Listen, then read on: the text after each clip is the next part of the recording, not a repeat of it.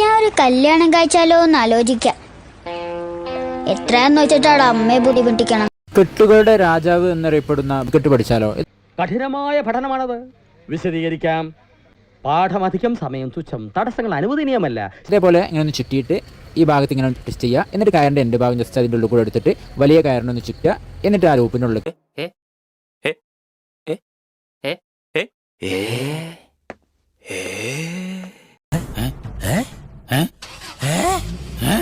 എടാ ഇപ്പഴല്ലെന്ന് ഈശ്വരോ, ഇതെന്തൊരു പാട്.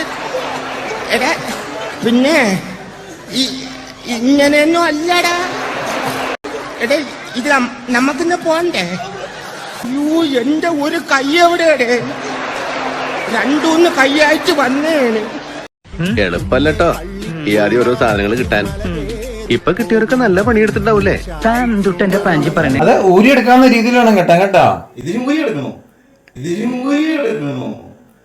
താൻ വിചാരിച്ചത് വെള്ളയപ്പങ്ങാടിയിൽ വെള്ളയപ്പം ഉണ്ടാക്കണ ടീം ടീം ടീം എന്ന് പറഞ്ഞുണ്ടാക്കിയതാ. ഇത് കഷ്ടപ്പെട്ട് തന്നെ കിട്ടുള്ളൂ.